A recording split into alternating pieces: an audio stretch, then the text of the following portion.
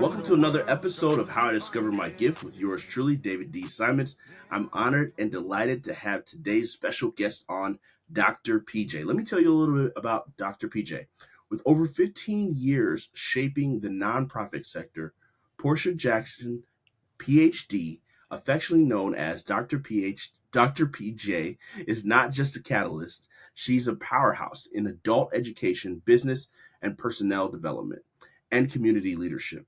Renowned for championing historically disenfranchised businesses, she's the proud recipient of the 2024 Luna Awards Woman of the Year, 2024 Houston Business Journal's Outstanding Diversity Champion, and Women Who Mean Business honoree, 2023 Government Advocate of the Year, Minorities in Construction Award, as well as the U.S. Space and Greater Houston Business Procurement Forum awardee.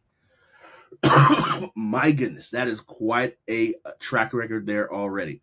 Dr. PJ wears many hats, from being the brains behind PJ & Co., a consultancy on the cutting edge of career and business development, to steering and Blaze Embroidery LLC, a game changer in women's apparel. As the founder of Successful Shoes 501c3, she's not just about success in the boardroom, but also about empowering women in transitional programs through shoe donations and career development services. And let's not forget her literary prowess. She's the author of It's Me, Not You: How I Survived Toxic Work Environments, Pursuing Legacy, Principles for an Influential Career and Impactful Life, and a contributor of various publications. She serves on several boards and is a member of various professional organizations, whether she's captivating audiences with her presentations, delivering keynote addresses, or shedding light on business trends. Dr. PJ is the living embodiment of knowledge and inspiration. Welcome to the show, Dr. PJ. Thank you for having me. Glad to be here. Wonderful, wonderful. What an honor. So, Dr. PJ, I want to just take it back here. Like, give me the breakdown of your story, just your overall story, and how you got to where you are today. I tell people I am a Southern Midwestern girl. So I grew up in the Midwest from Omaha, Nebraska, and I moved to Houston to escape the cold. And so my went to school here in Houston and in business. And one thing that I loved business, but I felt that in those classes, the business didn't have the heart that I was looking for. And so then I pursued a doctorate in human resource development, and I felt that that had the heart. And so my career has been based on, even before my education but leading up to where it is now, has been based on business, but yet the people and the heart of the people, in developing people to be better versions of themselves. That's what I consider my motto, my mission to be. It's because I've always considered myself to be a helper. Even when I think about when I was in elementary school and the different, we all have those playground stories, and I was always helping people. And that has matriculated into who I am now in the present time, and just looking at ways to help people. So most of my career I've been in the nonprofit because I just like to serve people, help people. So a bit of nonprofit and volunteer development, as well as various different governmental organizations in communications, public relations, business offices, as well as business development. And now I'm in digital equity and inclusion. So just sprinkled there and everywhere, it's the same thing. I get to interact with the community, get to help the community, help them develop themselves so they can be better and serve those who are around them, and just leave a better legacy for themselves and the generations coming after them. That's beautiful. That's beautiful. I love it. So, when you think about it, Dr. PJ, what is your most dominant gift? My most dominant gift, I would say, is understanding people. And so when I was younger, I was really, really shy. I really didn't like to talk, and I like to be by myself. Even still to this day, I'm always out in the community, but I really enjoy just being by myself. But in being shy and originally not being able to go up to people and talk to people, you become an observer. And so I was a natural observer, growing up, I was always with adults because I was the only child. So I was always with the adults. So when you're a child and you're with adults, you hear things that you just hear things. I'll leave it at that. And so I think that has contributed to me being that observer. And so being that observer, I'm able to study people, analyze people, and really empathize with them in different situations. And when there's a situation that looks like it's black and white, I'm like, always, no, there's a different way to look at it because that person may have been coming from, this particular background. So I would say that is my most dominant gift, is being able to read people, to observe people and understand them. That's beautiful. So when do you think you first noticed it for When I yourself that first this was? noticed it, Yeah. Hmm. I would, you know what? I would have to say it was maybe about um 10 years ago. I was in a class getting my doctorate, and we were doing this activity, and it just hit me during the activity, and I was like, "Oh my gosh, I'm exactly where I'm supposed to be." And in that class, we were really reflecting on ourselves and how when we show up, what we bring, how it affects the entire environment. And then just doing that activity, and I was reflecting on who I was and realizing that throughout my life, I had always been the person like helping people, not necessarily caring about me, but let me help this person, or I feel sorry for this person, let me help them. If they're being bullied in school, let me help them. And how that matriculated it through my adulthood and through my different jobs and social experiences. So I think at that point, that's when I was like, I'm exactly where I'm supposed to be. Now that I know where I'm supposed to be, let me develop that more and get to work, basically. That's awesome. That's awesome. So when you think about this whole space that you're in, and adult education and all the elements that you do, what did you picture yourself being here in this specific lane when you say were a child? Did you know that this would be the path, and now that this is the journey you're on, what is the vision? No, I didn't see it. And it's funny, even when I went to college, I wasn't for sure like what my major would be, but I always envisioned myself being in a business suit. So because I could envision myself wearing a business suit, I said, okay, I'll just major in business. And Right. so it's just honestly, I just did that and kind of just was on the ride and just let it all play out. And then, once I came out of school and had that epiphany in that particular activity, I was just like, okay, so let me get to work. I know the business part. I know the human resource development part. What can I do? And naturally, careers, because my friends will always come up to me and ask me for advice about careers. And I'm like, oh, you should do this, that, and the other. And then I would think about it like, how many careers have you had to be telling somebody what they should be doing?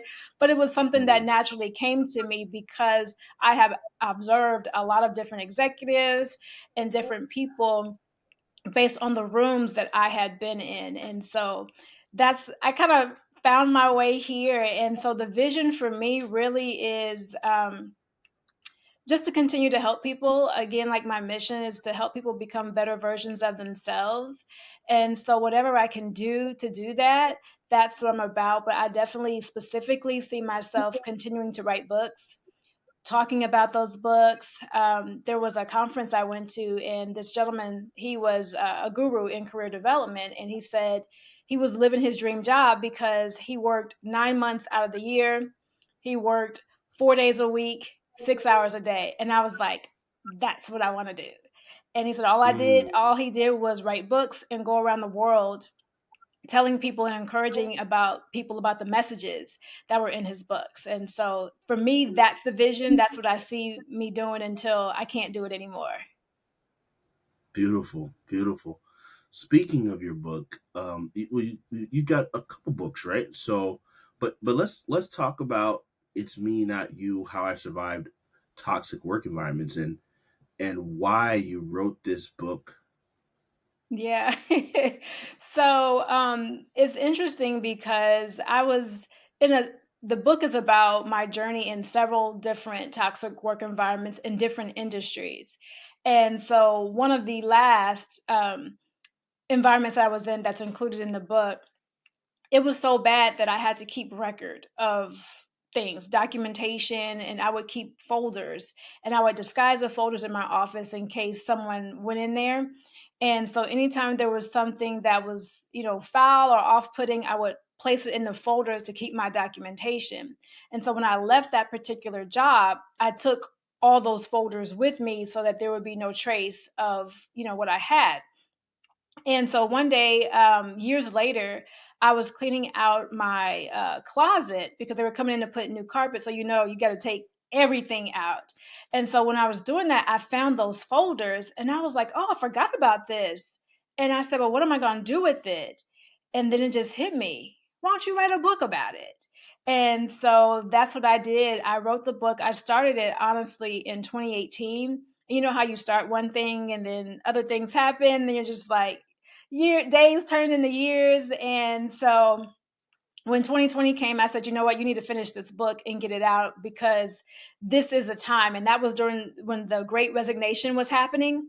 And I said, this is a time for this message to really get out because a lot of people are suffering in different toxic work environments, in really different toxic social environments as well. And I needed to share my story. And because my research, I would always tell other people's stories. I thought it was only fair that I told my story as well.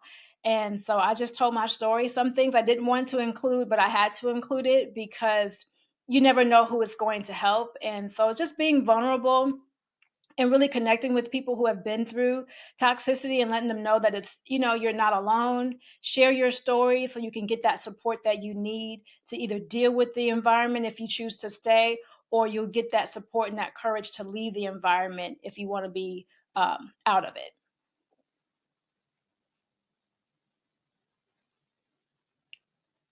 So that's amazing. That you had the courage to write this book. Can you share with me and the audience here, maybe if you don't mind, one story that is a toxic environment? I know they're gonna get all of the juicy juice in the book, but if you could share a story. Sure, sure. One story that I'll share this one because it just makes me laugh each and every time. So I had an internship. And so at that time, I was really excited about the sports and entertainment world. So this was like the dream internship to work for a public relations firm in sports and entertainment. And so, I'm going to the job every day, having a good time, and it was all that I imagined. We were going to like these exclusive parties, and because of the association with that particular firm, I can go into restaurants and the owner would be like, oh, don't worry about it. We got your tab. So it was just really, really fun until after a while, there were some things that started happening. For instance, one of the other interns was like, did y'all get y'all's paycheck? We're like, yeah, we got our paycheck. We got it. It was fine. And so we were thinking she was weird, right? Then next thing we know, the owner of the agency would tell us, "Hey, if the landlord catches y'all when you get out the car, just tell her like there's mold um, in our office space." And we're like, "Why are we, why do we tell her that?" And then there were other Mm. times where we would be there and she would tell us, "Hey, if the phone rings and someone asks for me, just let them know that I'm not here." It's like, but you're sitting right next to us. And Hmm. so, long story short, what ended up happening was she had been conning people for quite some time. And it just took a while to get to us. And really, because most of us were very, very young, we were infatuated with the lifestyle that, we were getting from that we ignored a lot of red flags. And so it ended up that we didn't get paid. So what would happen is she would give us the paychecks, and whoever made it to the bank first was the person who got paid. No And way. yeah, Yes, and so typically it was me, so I was always getting my paycheck. But that one time, one of the other interns beat me, and I didn't get the paycheck, and then of course we weren't getting paid that much, so it was an NSF that came through, and so I remember going down, driving to the bank, which was very far away to the where she opened the account, and talking to those people at the bank, and I was like, I need my money," and they were just like, this bank account is thousands of dollars, like hundreds of thousands of dollars, in a deficit. You're not getting your money. And I was like, well, I need to press charges. I need to do something. And they're like, ma'am, there's nothing. We're going to get our money first, as a bank, but there's nothing that we can do. And so, yeah, so that was one of the toxic environments that I Yes. laugh at now, but it was not funny because I had to figure out how to pay my bills, and a whole lot of things And, spawned from that. Yeah. oof, that is crazy. Yeah. Yeah, definitely. So I mean, why is this message and this mission so important for you to get this out to the masses, that you've put the time in, and to write a book about it, to speak about it, to come on shows about it? What is it that you're hoping to gain people you want people to gain by hearing this message? I want them to I want them to be healed, honestly. And I Mm, want them to first start with knowing that they're not the only ones that have had to go through a toxic environment. But I also want them to know what toxicity is, right? Because sometimes you never know someone's background, and they could have been in toxicity their entire lives and been mistreated and don't know the difference or know when they're being mistreated. And so I really wanted to let people know that you don't have to stay in environments where you're being mistreated, where you're being conned, where you're not being compensated, where you're being devalued, where you're being disrespected, where you get sick just because you have to show up and deal with certain people and certain cultures, organizational cultures. So I really wanted to get that message out and let people know it's okay to voice your experience. It's okay to speak up, but also, how do you survive when you're in those environments? Some people don't know. You got to know your HR policies, of what's going on there, and just give them the tools so they can recognize those environments and make the decision if they want to stay, weigh those pros and cons, and if they want to stay, how they can survive in that environment. But also, if they decide, you know what, I think I deserve more, I don't want to be here, give them the courage and the tools that they can to leave that and find a place, and let them know that they deserve to be somewhere where they can thrive. They deserve to be somewhere where there's peace and there's not discord. So that's really the message and the purpose of me getting this book out, especially at this time, and seeing where a lot of people are. And from releasing this book, I've heard so many stories that people have just come up to share with me. And I'm like, oh my God, I hate that you had to experience that, but I'm glad I put that book out, because otherwise they would suffer in solitude because they were afraid to share their story. mm, wow, that's good. That's good. So there's this gift of understanding people that you have, and you, like you said, you've been an observer essentially your whole life, and you've gone through different levels of education. Can you talk to us about the development process to develop your gifting in the arenas that you have? And like, a lot of times people see an expert like yourself, or someone that's uh, very super articulate, just been able to accomplish so much, but they don't know the behind the scenes. What was that discovery or development process like for you to become who you are? I think one is knowing your value is the main thing. And a lot of times we don't know our value. We can see it in other people, but sometimes it's hard to see it within ourselves. And I think about a lot of times when I had jobs, and even jobs that were just really, really great jobs, and people would say, have you ever thought about doing this, that, and the other? And I'm like, no, I'm not smart enough to do that. Or, have you thought about this? Oh, no, I can't do that. Just having those self limitations. And honestly, that's something that I still battle to this day, is just self limitations. I have to keep telling myself, you can do it. If God put you here, He's going to give you the tools to blow through it. So don't worry about that. But The development is first acknowledging and knowing your value. And once you know your value, be surround yourself with people who appreciate your value, who add to your value, who are there to who affirm your value and say, hey, you know, you should try this, or hey, I believe you can do it, that you feel comfortable with sharing your ideas and they can help guide you and support you in that. And so I say that's pretty much the foundation of the development, and then just getting the education. And then when I say education, it doesn't have to be formal. You don't need a degree as all, to do things. You just need to have the education. So think about when we look at, and sports analogies are always the easiest to understand. When you look at a top player, and so I remember, when Kobe Bryant used to play, and they would always talk about he's the first one in the gym like at 6 a.m. He was already great, but he was still practicing, he was still Right. developing his skills. And so, as to everyone, you have to have that mindset, know your value. If you don't know what you're good at, ask people around you and say, hey, how would you describe me?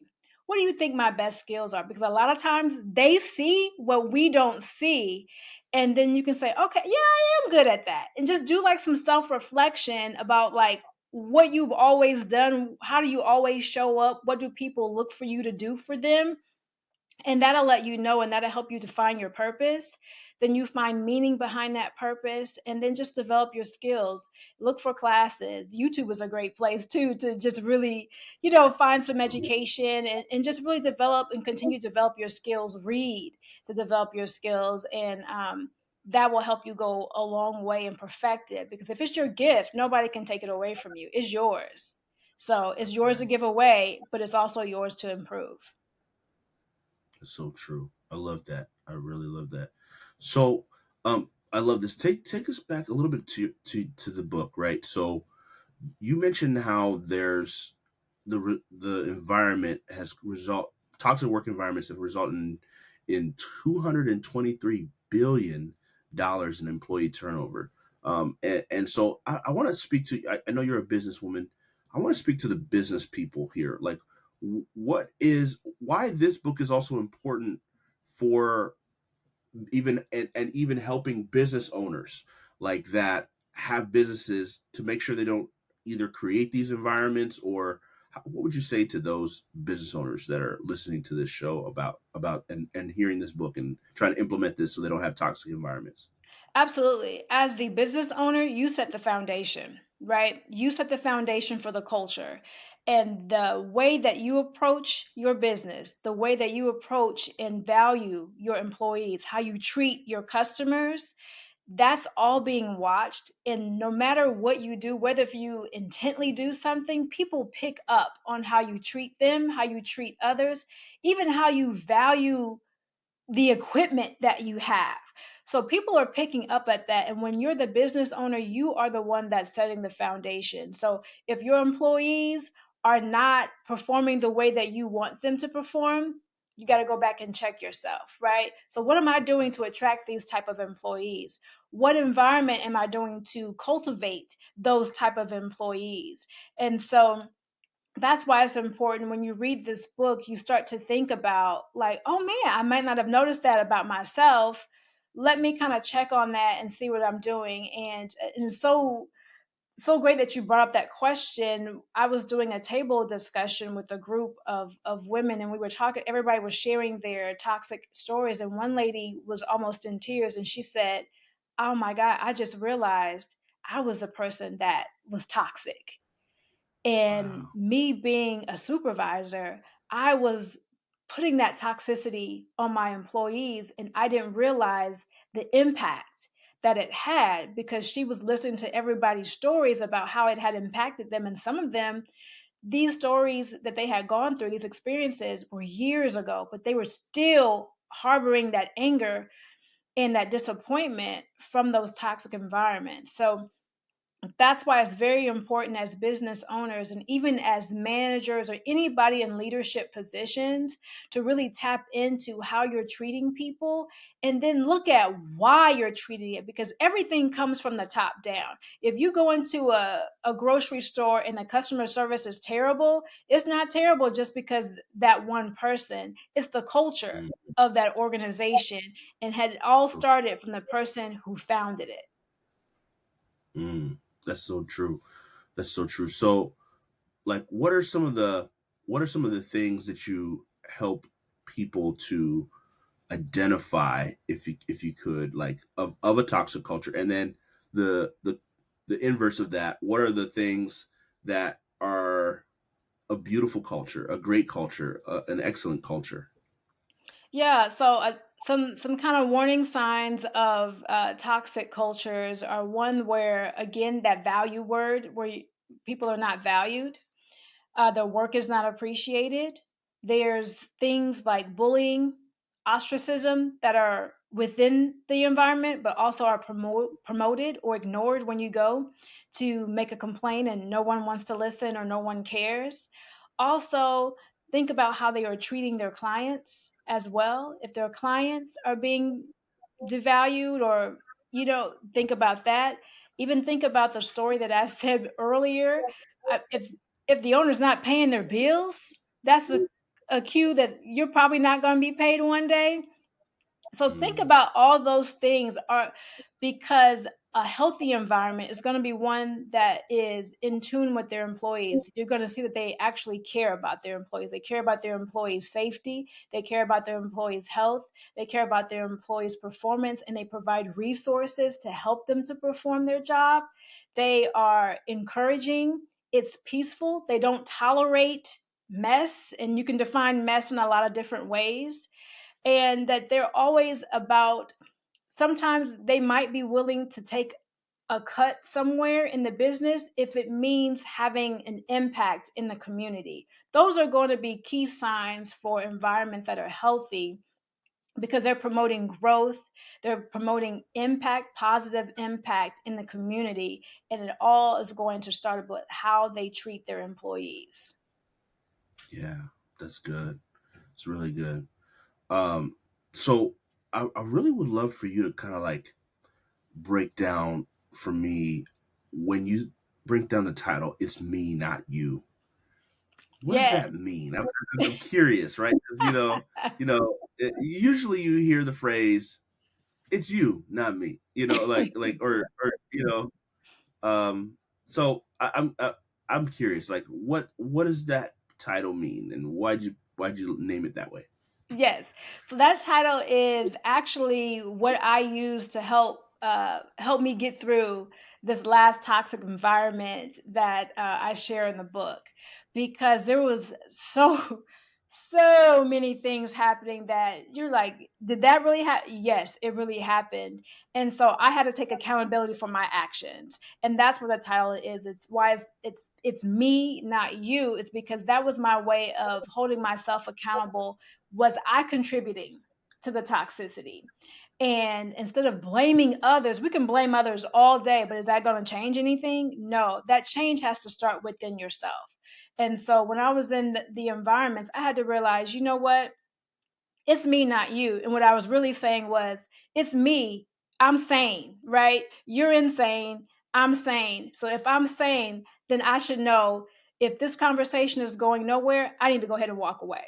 I don't need to contribute and go back and forth with you. So I was holding myself responsible and accountable for how I showed up and how I dealt with the toxicity, to make sure that I wasn't, the adage saying what it says, if you can't beat them, join them. I wasn't trying to join them, but how do I get remove myself? Because now it's me, because I know better. So I don't have to get involved with this. If I see a situation that's bad, you know what? I'm not going to get involved with the situation. I'm going to always take the high road. I'm going to be proactive instead of reactive. So that's why it's me, not you, because that is how I survived that toxic work environment, with that mentality.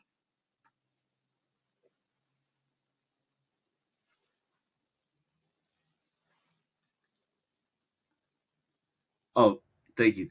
So I get what you're saying there. So it's even taking your responsibility and putting yourself in the position of I'm actually in control of putting myself in this environment. I'm the one, whether if it's a good environment or a bad environment, I need to recognize and have that insight. And this book will help me to do that and see that, what are those signs. So Yes, yeah, absolutely. It's because we can't control other people, but we can control ourselves and our actions. So that's what it's about. Yep, exactly. for sure. That's great. That's great. So talk to me about, one of the things I know your book probably deals with is micromanagement. That's a big problem for a lot of organizations and a lot of cultures. So if you could break that down, how give us the background on micromanagement. Like, how does one deal with that? How do is that something that's you can easily just say, hey, you know what, I'll move on to a different culture, or can it be fixed? Yeah, so micromanagement really deals with someone that's managing you because most of the time, because they have insecurities, right? And that the insecurity could be with their personality, or maybe it could be with their job. They just don't know exactly how to perform their job. So maybe they know how to perform your job. So they're micromanaging you to get them off of what they should be doing with their job. But then also, I don't want to leave out sometimes micromanagement may occur because somebody just really isn't doing their job, and so now they have to manage them a different way, and they may not be familiar with tools to manage someone who may not have the development to do their job. And so it comes, the only way they know how to do is micromanagement, where they're looking at exactly every single thing you do. They're not trusting you to do your job. They're always, you can't turn anything in without them looking at it, without them saying anything about it. So, and honestly, micromanagement, yes, it can be very toxic, because what it does is interrupt the productivity of the work that's being performed.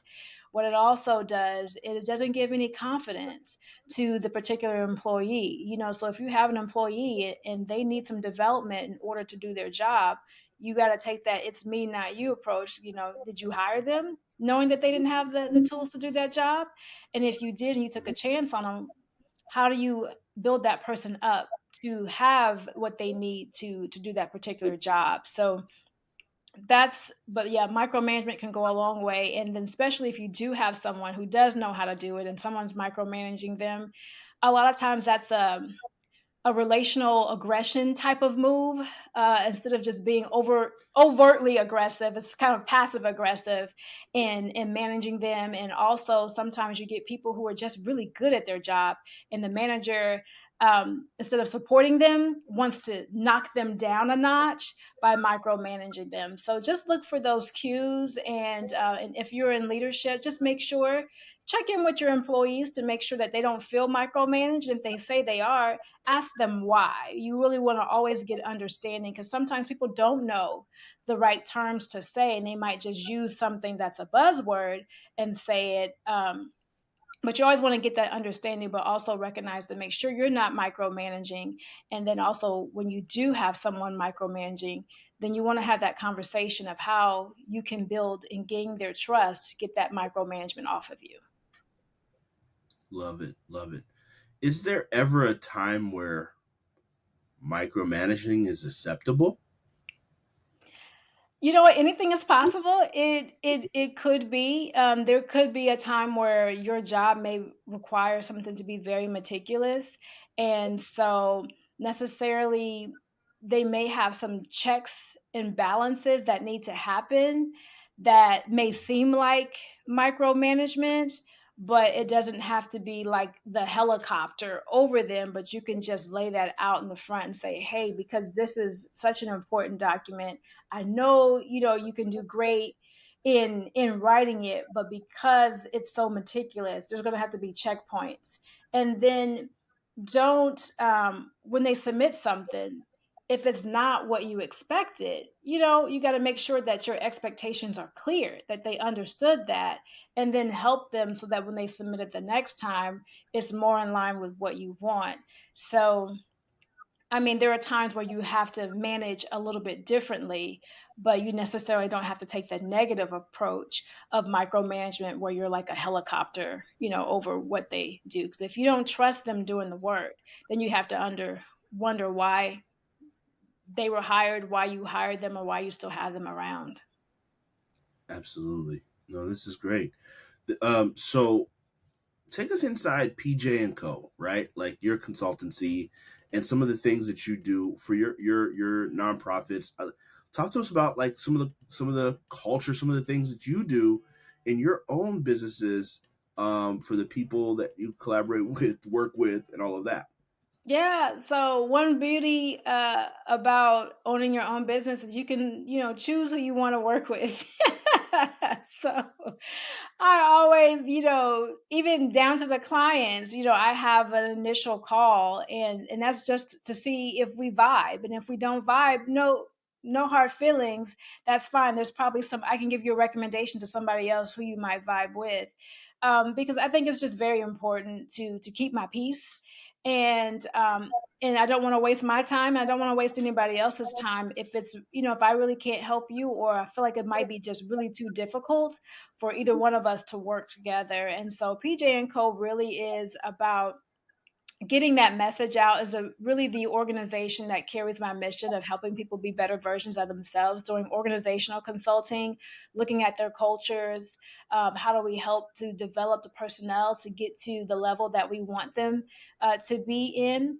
And it also, of course, incorporates the ideals that I have with my books and the courses that I have that go along with my first book, Pursuing Legacy. And then in blazer embroidery, I like fashion, and so it's just a fun business to have with one of my friends, and we get to create clothes for other people and designs, and it's just so great when we're walking down the street or at some meeting. We're like, oh, that's what we created, and see somebody wearing that. So that's what that is about. And then successful shoes is I love shoes, and as I say, birds of a feather flock together. So most of my friends love shoes as well, and we all have too many. And so it's just a way for us to bond over shoes, but to help women. So we have a lot of shoes. We pretty much don't wear all of them. And so instead of just letting them waste, why not give them to women who are in need of them? And when we give those shoes to women, let's encourage them and let them know that we've achieved our success. And so here's the shoes. You can walk in the path of someone who has achieved success, because we want to let you know that as a woman to woman, that we support you and that you can do it as you get out of this domestic violence or substance abuse or whatever transition that you're in, to move into the next life that's happier and more successful for you. So those are a quick overview of the projects that I work on. Love it. That's awesome. So you also speak on a variety of topics, and I'm curious about how do you turn toxicity into triumph? Tell us a little bit about that. Yes, so that's really just again owning that concept of it's me, not you. And then what it is how do you remove yourself so that you don't contribute to the toxicity and that you begin to thrive. So really moving from just surviving the toxic work environment to thriving where you are growing. And so looking at surviving, what we mean is like we're just hanging in there. We're just outlasting them, opposed to thriving where we're actually growing. We're actually moving forward to peace. We're actually moving forward to our purpose and our meaning, and then whatever is tied and whoever is tied to our purpose and meaning, that we are actually helping them because we are sticking to what we were designed from God to do. Mm, love it, love it.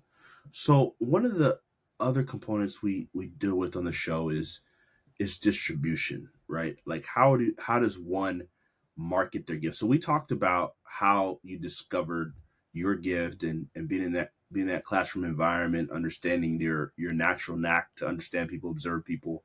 We talked about how you've developed your gift into mastery by going into these environments and observing and also pouring so much education into yourself, knowing your value. The last D that we talk about is distribution. So how does one market themselves, right? So because you're highly awarded, right? 2024 Luna Awards Women of the Year, Women Who Mean Business, honoree, 2023 Government Advocate of the Year. Talk to us like that doesn't happen unless you're being seen and your visibility is in the marketplace. So talk to us about the businesswoman you are and how you're able to market and position yourself. Yeah, so one thing internally is that I just believe when you find your purpose, the Bible says your gift will make room for you.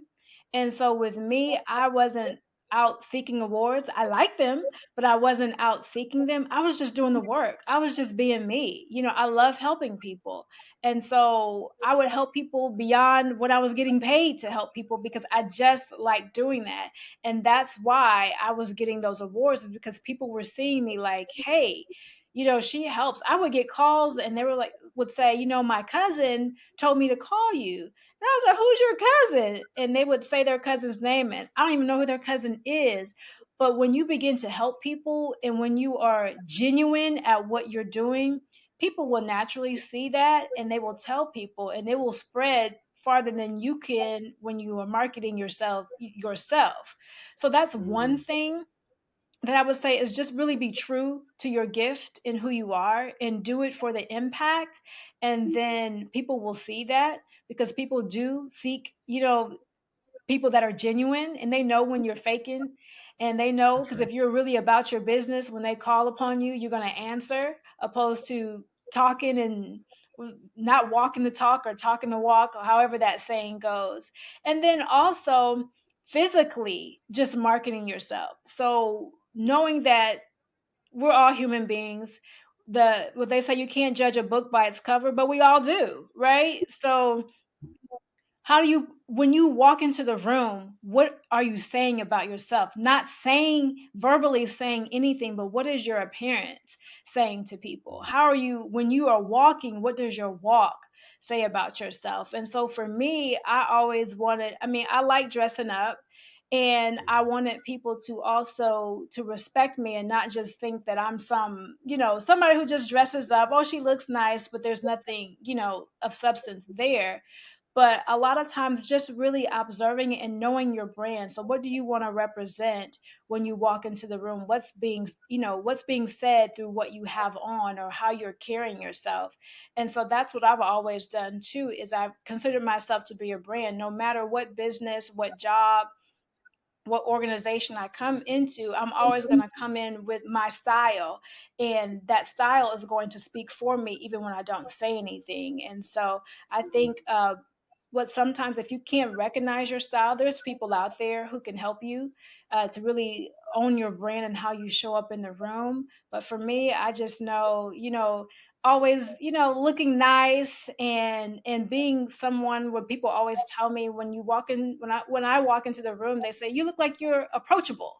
And so Mm, I'm always going to have something maybe on that's going to make somebody want to come and say a comment about, and then they'll approach me. And that's part of the marketing. And like when I started Successful Shoes, people will always notice my shoes. So when mm, I noticed that, I said, okay, when I'm promoting Successful Shoes, I'm always going to have on some shoes that people are always going to notice, because then that starts the conversation about, hey, I have an organization called Successful Shoes. So just think about those different areas. And then if you have a business, like something maybe like construction or whatever, make sure you have your branded merchandise on too, so mm, people will know, and that's a conversation starter. But just look at those different things and how to brand yourself. There was a company, or is a company, and she's in construction, but her slogan has something to do with heels in construction. So when you would see her, she would always have on heels, but she'd have her construction hat on. So just think about the mm. ways that what what it says about what you have on and how you look, that Right. will speak volumes without you having to say anything. Well said. Love that. Love that. So, tell us about where people can plug in. We're gonna make sure we plug it in the show notes. But where can people plug in if they want to work with you, Dr. PJ, either from one reading your book or books, and two, booking you to speak, and other elements that you do? Absolutely. So you can go to my website, which is drpj.online, and doctor is just drpj.online, and you'll see my books there. You could also see where there's a booking tab that you can book me for speaking engagements. You can also see there my LinkedIn. I'm very active on LinkedIn, so you're always welcome to connect with me there. You can just put in PJ PhD and I will show up, or you can just put in my full name, Portia Jackson, and typically is one of the first two to show up. Also on Instagram, I'm there as well under PJ underscore PhD. But again, my website would have all that information on how to get in contact with me. And then also on my YouTube, I'm at Dr. PJ Online. But again, my website will have those connections and videos of different things and places that I've been, so that you can connect with me, whatever platform is easiest for you. That's awesome. Awesome. Yeah, we'll make sure to plug all those links Yeah. in the show And it notes. also has the links to my books on Oh, the website. But otherwise, you can find those books on Amazon by typing in Portia Jackson PhD. perfect. Perfect. So, one final question for you, Dr. PJ, that we ask everyone on the show, and you weren't prepped on this. Mm-mm. The question is, what's the difference between one's gift and one's purpose? One's gift, Ooh. purpose. Oh, you say that dagger for the end. Indeed. Yes, indeed. I would say one's gift is what they offer to people, right? Mhm. Opposed to one's purpose is the meaning or the reason that they offer that gift. Mm, mm. That's deep. I've never heard that. We asked that question to everyone on the show. I love that. That's really beautiful. What they offer is the gift, and the reason behind why they offer is the purpose. That's Hmm. deep. Deep. Thank you. Thank you for sharing. So, is there anything else that I did not ask that you feel like, hey, I need to get this out to the people before we close up? I mean, I think you covered it all. So I think you did an excellent job. I've been just really excited, just anticipating this talk with you, and I've really enjoyed the talk with you and being able to share with you and your audience. So, just check me out at drpj.online. Connect with me, especially on LinkedIn, because I'm there often, as well as Instagram. And I look forward to connecting with people. If you have a toxic story, I'm all for it. I'm all ears. I want to hear those stories and just really want to connect with people and let them know that you have a champion for you here if you've been in those environments, and just add me to your network and we'll see where it goes. Beautiful, beautiful. Well, Dr. PJ, I've enjoyed every moment of the conversation as well. And you have a tremendous gift and you have tremendous value you're adding to the world. So thank you for what you're doing and Thank you. continuing to do. We appreciate you coming on the show. Absolutely, my pleasure.